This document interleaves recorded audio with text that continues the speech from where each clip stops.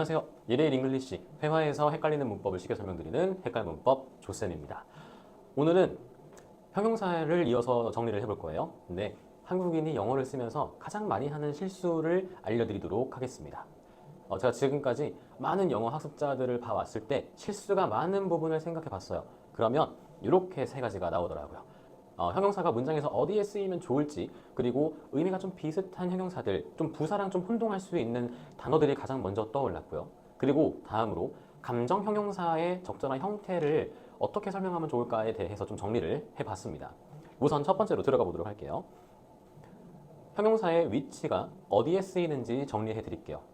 설명 전에 말씀드리고 싶은 건 영어가 아무래도 언어다 보니까 정확하게 수학처럼 100% 정답 딱 정해져 있는 게 없어요. 예외가 되는 상황들이 있습니다. 그래서 그런 표현들을 접하다가 보면은 문법에 대한 혼동이 생기게 돼요. 근데 대부분의 경우에 정해져 있는 문법대로 사용될 수밖에 없기 때문에 대부분의 경우를 기준으로 설명드리도록 하겠습니다.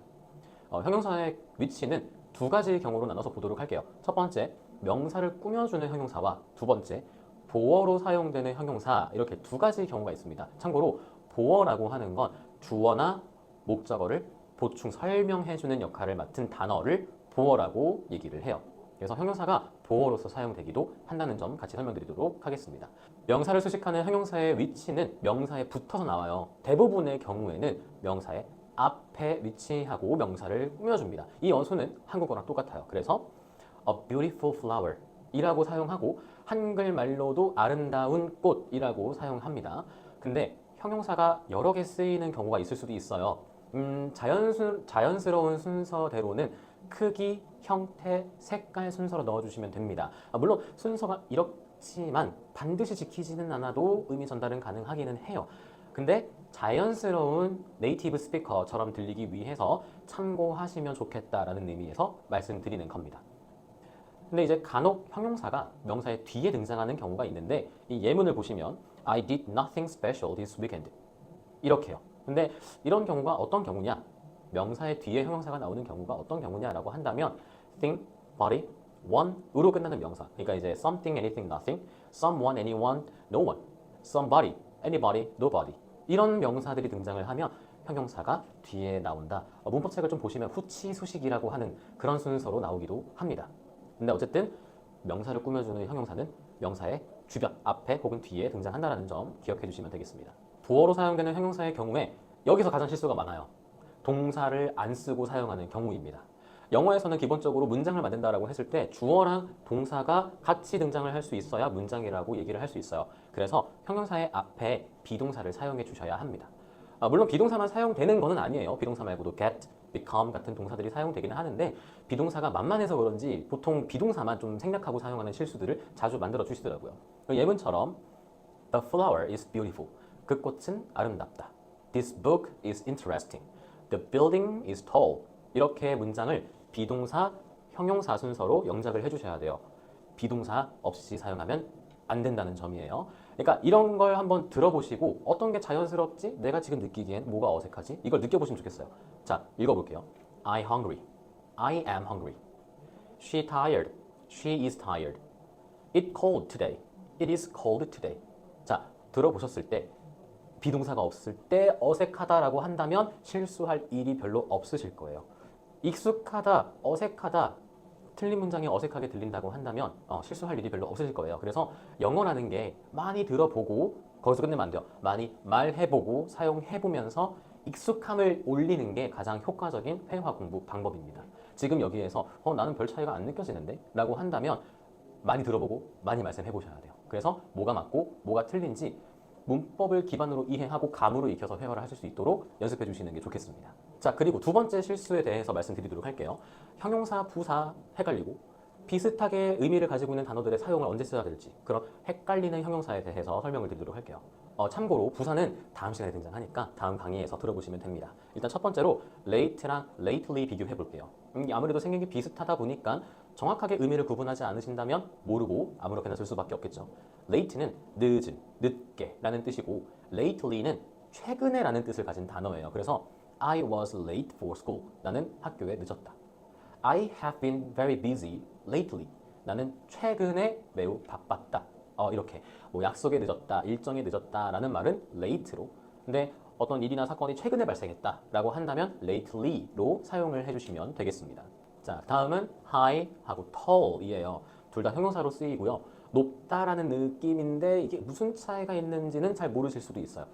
둘 다 높은 물건에 사용하는데 tall 같은 경우에는 폭이 좁고 기다란 물건 또는 키가 커다란 것에 사용하면 됩니다. 그러니까 세로로 기다란 사람, 동물, 사물에는 tall이 사용되는 거예요. 그래서 The mountain is very high.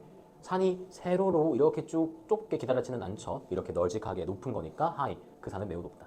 근데 he is tall. 그는 키가 크다. 만약에 여기서 he is high 라고 해버리면 술에 취했다거나 약에 취했다거나 막 난리를 부르고 기분이 너무 높이 올라가 있다라는 말이 돼버리는 거니까 뜻이 완전 달라져서 주의해 주셔야 되는 부분입니다. 다음은 또 다시 비슷한 맥락의 big, large 두 개를 비교해 볼게요. 이것도 마찬가지로 둘 다 거대하다, 크다랗다라는 느낌인데 이거는 이렇게 보시면 돼요. big은 그냥 큰 거. 근데 large는 면적이 넓은 거. 혹은 양이 많은 대상에 사용하면 되는 단어예요. 그래서 he has big dreams. 그는 커다란 꿈을 가지고 있다. I want a large room. 나는 넓은 방을 원한다. 한글말로는 나는 큰 방을 원한다라고 하는 게 조금 더 익숙해서 big room이라고 사용하실 수도 있는데 면적이 넓은 거니까 large room이라고 해주셔야 됩니다. 그리고 참고로 big이라는 단어는 물건, 눈에 보이는 물건뿐만이 아니라 개념이나 중요도가 커다란 dream, hope 같은 추상명사에도 사용할 수가 있는 단어예요. 자, 그리고 마지막으로 정말 가장 많이 실수하는 단어들 두 개. good, well입니다. 일단 good은 형용사고요. well은 부사라는 품사의 차이가 있어요. 앞서 말씀드렸던 것처럼 형용사는 명사를 꾸며주는 단어고 well이라고 하는 부사는 명사 빼고 동사, 형용사, 부사, 문장 전체 등등등 다른 모든 것들을 다 꾸며주는 수식어의 역할을 해요. 근데 명사를 꾸며주는지 동사를 꾸며주든지 어쨌든 꾸며주는 단어다 보니까 용도가 비슷해서 더 형용사랑 부사를 헷갈려 하시는 것 같아요. 예문으로 한번 볼게요. She is a good singer. 그녀는 좋은 가수다. 그리고 she sings well. 그녀는 노래를 잘 부른다. 자, singer는 가수라는 명사예요. 그래서 good, 좋은 이라는 말에 형용사를 써줘야 되는 거고 sing은 노래하다라는 동사예요. 그래서 동사를 꾸며줄 수 있는 잘한다, well, 부사를 사용해야 맞는 표현이 되겠죠. 자, 그럼 여기서 하나 물어볼게요. 이게 진짜 실수 많이 하는 부분인데 You are doing good. 이 맞을까요? You are doing well. 이 맞을까요? 두 개 다 익숙하게 들리실 거예요. 문법적으로는 You are doing well이 맞아요. 왜냐하면 doing, 잘하고 있어. 동사를 잘하고 있어 라는 뜻이잖아요. 사실 구어체, 그러니까 대화하는 상황에서는 You are doing good 되게 자주 쓰이는 표현입니다. 근데 공식적인 문서나 서류에는 안 쓰이는 표현이에요. 그러니까 영어가 이렇게 정확하게 구분해서 맞다, 틀리다라고 하는 게 없어요. 영어를 쓰는 사람들도 한국어를 쓰는 사람들도 잘못된 표현을 습관적으로 사용하는 것처럼 언어다 보니까 습관적으로 틀린 표현을 쓰다가 그냥 그게 자연스러우니까 맞다고 하자. 통용하는 표현들이 몇 가지가 있어요. 그래서 회화가 문법 공부만 잘한다고 할 수 있는 건 아니고 좀 복잡한 상황이 생길 수도 있으니까 그런 여러 가지 상황들에 대해서 많이 반복하고 노출이 돼보는 수밖에는 방법이 없는 것 같아요. 그래서 회화 공부가 문법 공부나 독해 공부보다는 조금 더 오래 걸리는 게 있는 것 같아요. 여러분들이 문법을 이해를 기반으로 해서 공부를 하면 훨씬 더 도움이 되니까 지금 이렇게 문법 영상을 열심히 찍고 있는 겁니다. 참고로 해서 잘 활용해 주시면 좋겠어요. 자, 그리고 한국인이 실수하는 세 번째, 감정 형용사의 형태예요. 자, 이게 어떤 거냐면, 자, 예를 들어서 exciting 하고 excited 아니면 boring, bored 이거 구분하는 방법을 말씀드리려고 해요. 저희 예린 잉글리시에서 쇼츠로 만든 적이 있는데 벌써 조회수가 4,000회가 넘어갔더라고요. 지금 저희 조회수 2등입니다. Thank you, Peter. 정말 많은 분들이 잘 모르고 사용하시는 부분이라서 그런 것 같아요. 여러분, 어떤 게 맞을까요? The movie was interesting. The movie was interested. 자, 이렇게 정리할게요.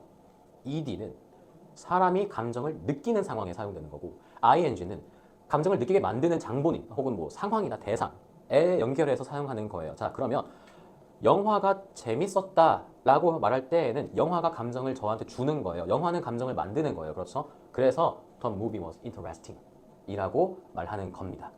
tired를 생각해 보시면 좀 더 익숙하실 거예요. I am tired 라고 하지 I am tiring 이라고 안 하잖아요. I am tiring 이라 그러면 난 정말 피곤하게 만들어주는 사람이야. 나랑 대화하면 너 정말 피곤해질 거야. 이런 의미니까 안 쓰이겠죠. I am tired 라고 하는 표현, 나는 피곤함을 느낀다. 그래서 이 D가 붙어있는 표현으로 사용을 하는 겁니다.